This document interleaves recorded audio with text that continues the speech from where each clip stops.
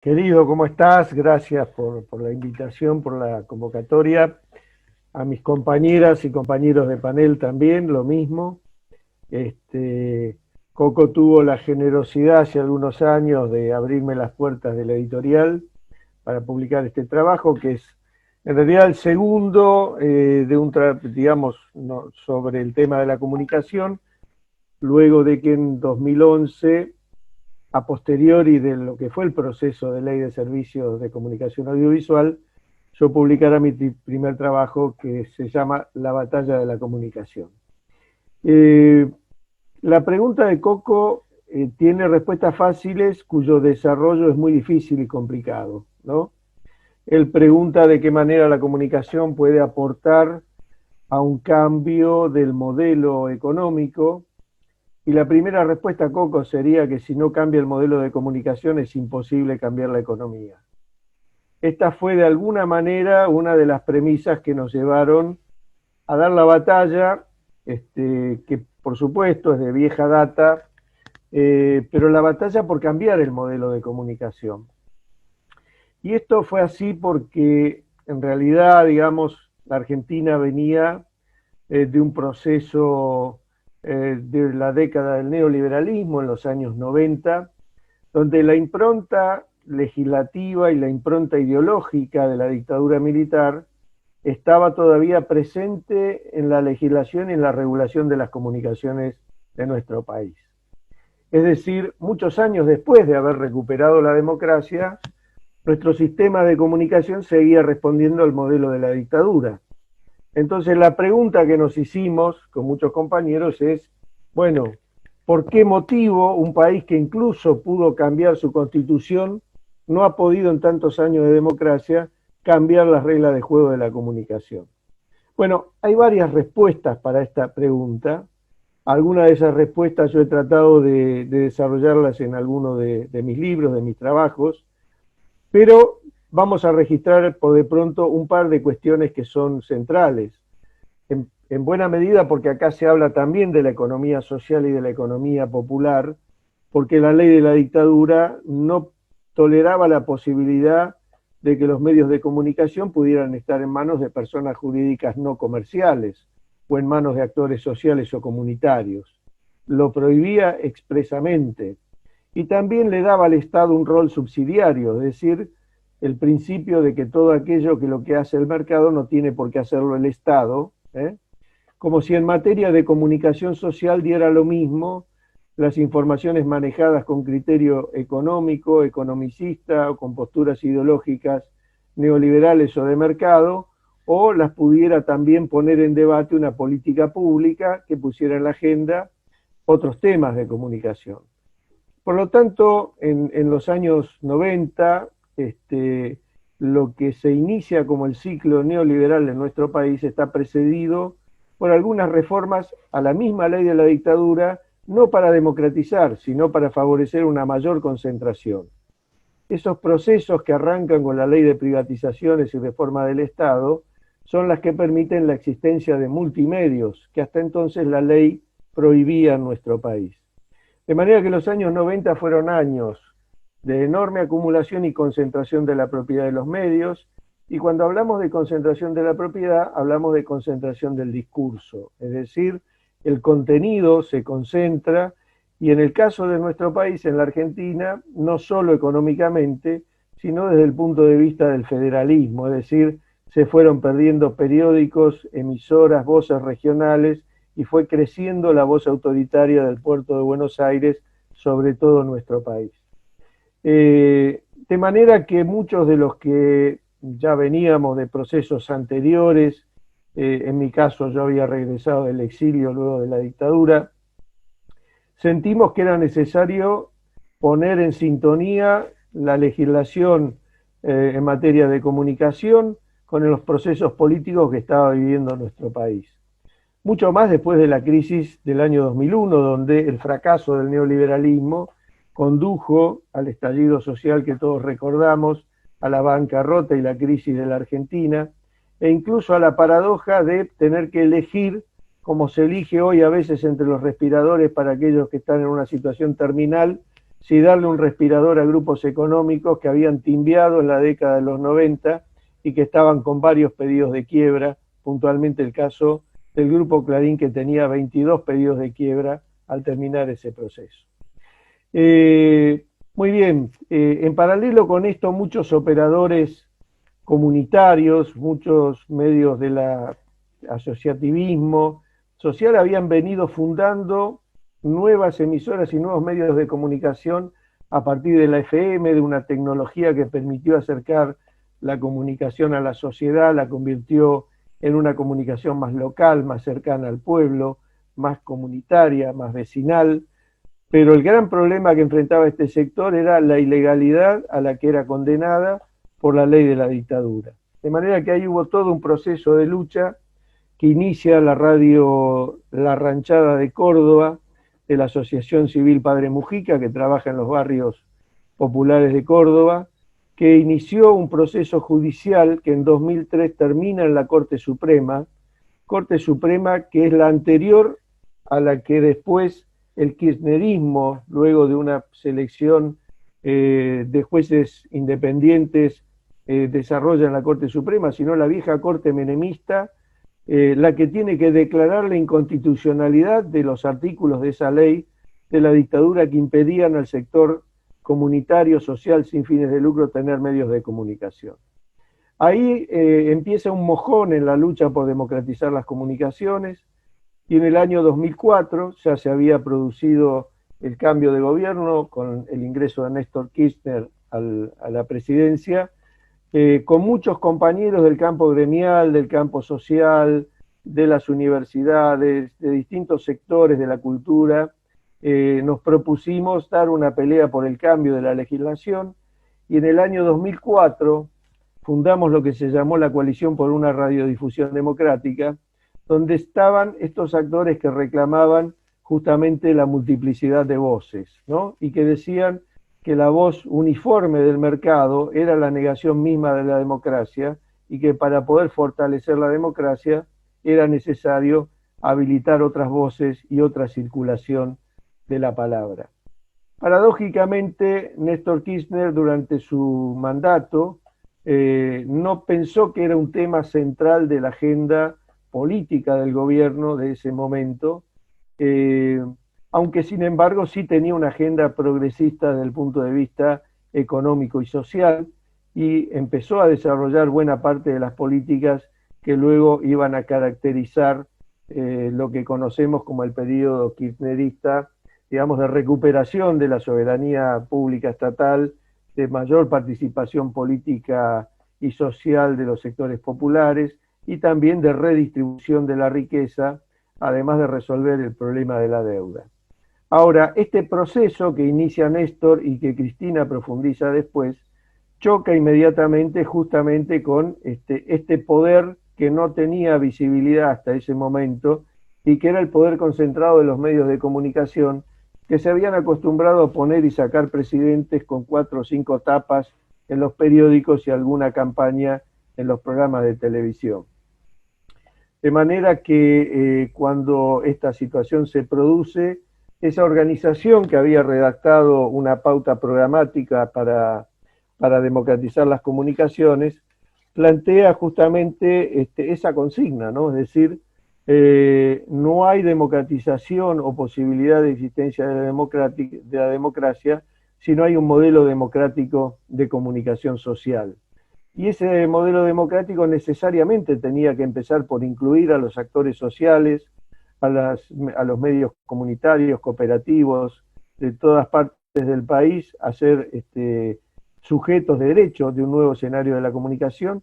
Tenía que ponerle límites a la concentración monopólica, y no solo límites a la concentración de la propiedad, sino a la concentración de los discursos, de manera que efectivamente pudiera haber una pluralidad de discursos que circulasen y que permitieran fortalecer ese proceso. Fue así que en el año 2009 se logró, en el marco de una gran movilización que todos recordamos, con mucho debate social, con mucha participación,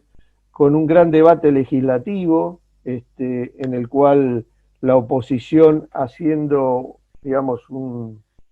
un papel que lo vemos repetido en estos días también, el show de estoy en desacuerdo y me voy porque soy minoría, en lugar de dar los debates como corresponde, hizo también el mismo juego de retirarse en un intento vano por forzar una judicialización de ese proceso político de debate sobre la comunicación, que después terminó en una serie de medidas de amparo hasta que la Corte Suprema en el año 2013 declaró la plena constitucionalidad de todos y cada uno de los artículos de esa ley. Es decir, fue ahí que se sentó por primera vez un mojón importante para lograr que un modelo más democrático, más pluralista de comunicación pudiera acompañar también una democratización de las instituciones a nivel de la sociedad y una mayor distribución federal de la palabra, porque es una ley que enfatiza mucho las voces locales, la producción propia, el contenido nacional, el fomento de la cultura, el sentido educativo de la comunicación, y le da al Estado el rol fundamental de ser quien debe tutelar el ejercicio de esos derechos. ¿De qué manera? Regulando el mercado, estimulando y promocionando la existencia de nuevas voces, de allí que esa ley también generó lo que se conoce como el Fondo de Fomento para Medios Comunitarios y de Pueblos Originarios, que desde hace muchos años es un recurso que sostiene las voces de muchos medios de pueblos originarios en distintas partes del país, y también de medios de carácter social, de asociaciones, de cooperativas, de mutuales, de muchos actores sociales de la comunicación, actores rurales también, que en todo nuestro país están dando voz a la realidad local, ¿no?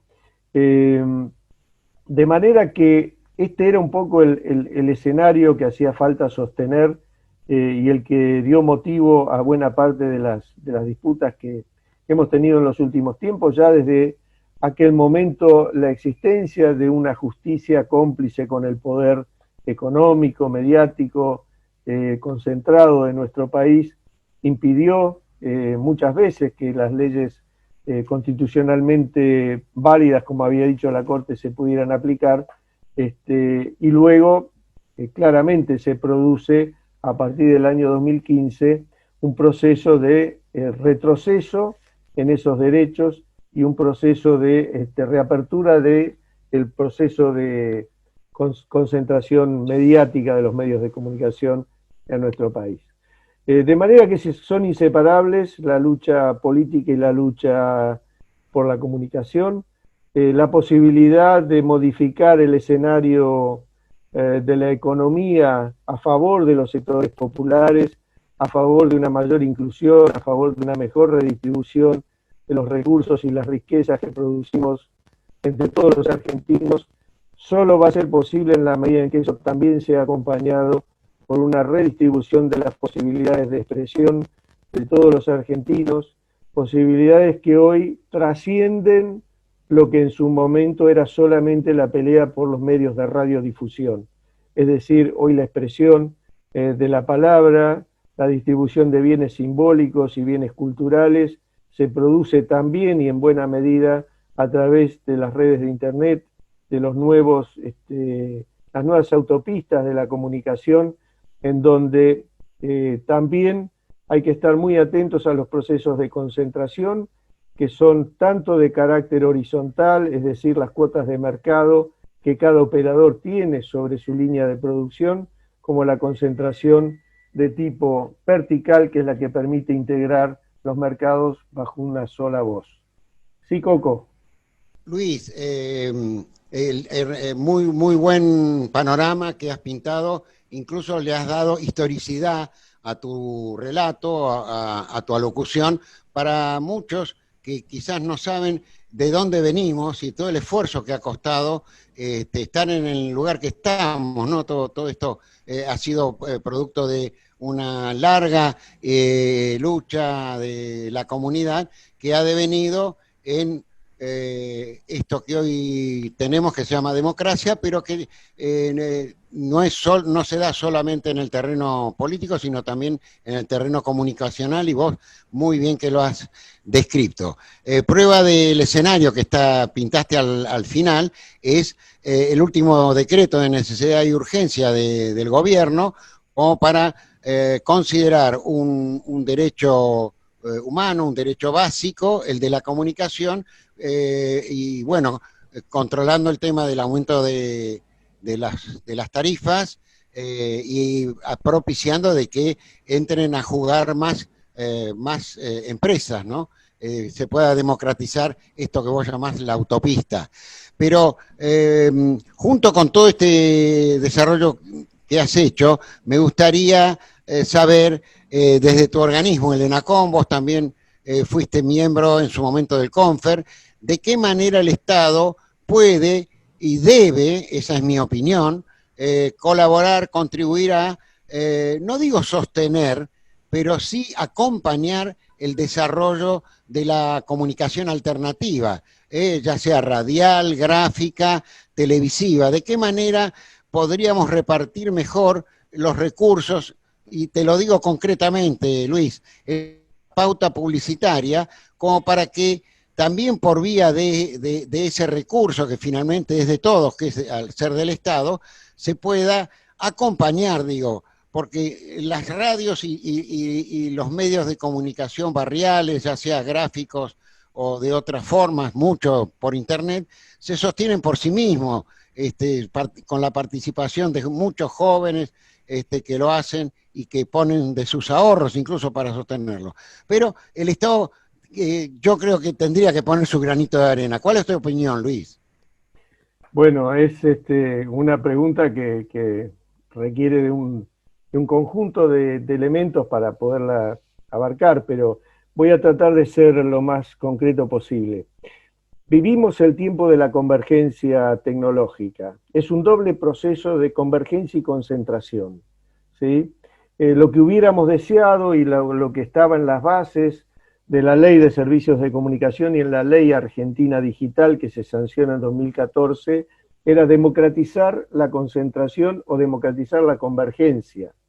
La convergencia quiere decir que la tecnología habilita una serie de nuevos caminos y posibilidades de circulación para los bienes informativos y culturales, pero que eso es beneficioso para la sociedad en la medida en que la sociedad sea beneficiaria de una distribución democrática de esos recursos. Lo que estamos viendo que ha pasado a partir del macrismo es un proceso de concentración de esa comunicación convergente, de manera que hemos pasado a procesos en los cuales una misma empresa ha pasado a controlar los 4 soportes básicos que manejan hoy el mercado de las comunicaciones en el país. Me refiero a la televisión por cable, a la conectividad por internet, a la televisión paga, a la telefonía móvil y a la